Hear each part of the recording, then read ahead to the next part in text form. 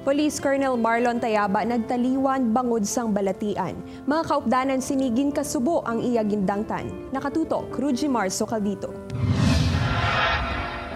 Daw kasubong lang nga nadulaan sang matalom nga hinangiban ang kapulisan sa pagtaliwan ni Colonel Marlon Tayaba, ang Deputy Regional Director for Operations ng Police Regional Office 6. Kagabi, ginkumpirma sang iya pamilya nga nagtaliwan ini sa ospital bangod sang balatian. Ginakasubo gid ang pagkamatay no sang isa naman ka senior officer nga very accomplished nga opisyal naton diri sa Police Regional Office 6. Si Colonel Tayaba ang tumandok sang Pangasinan kag graduate sang PNPA Class 1993. Nagserbi ini nga Provincial Director sang ICPO halin 2017 asa 2019. Nakilala ini bangod sa dalagkong accomplishment sa kampanya kontra droga, pag-neutralize sa Prebindido Drug Group leader nga si Richard Prebindido kag Arturo Balumi sang Balumi Drug Group. Nanginhugot man ang kampanya sini batok sa insurhensya. IPPO sa kabilugan, nagakasubo man tungod nga nabala naton si Sir Tayaba, nagpungko man di as Provincial Director kag very performing as Provincial Director kag dako man nabulig sa kalinong kagkatawhay sang IPPO nga ginatawag.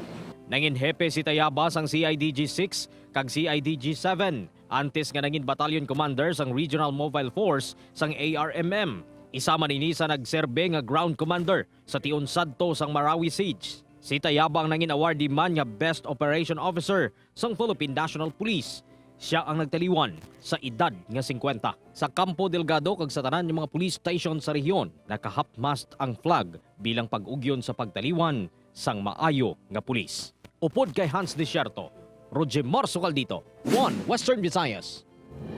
Ginhadlan na sang Police Regional Office 6 ang magatal-us kay outgoing City Director sang Iloilo City Police Office matapos nga ginrelieve ini sang nagligad nga Biyernes. Si Police Colonel Eric Dampal nga halin sa Police Regional Office 11 ukon Davao Region ang bag-o nga ICPO Director. Ginahulat na lang ang order para ipatigayon ang turnover of command. Samtang si Colonel Martin Defensor Jr. ang ginakonsidera nga mangin officer in charge sang Office of Regional Staff. Magatal-os ini kay Colonel Marlon Tayaba nga nagtaliwan kagabi.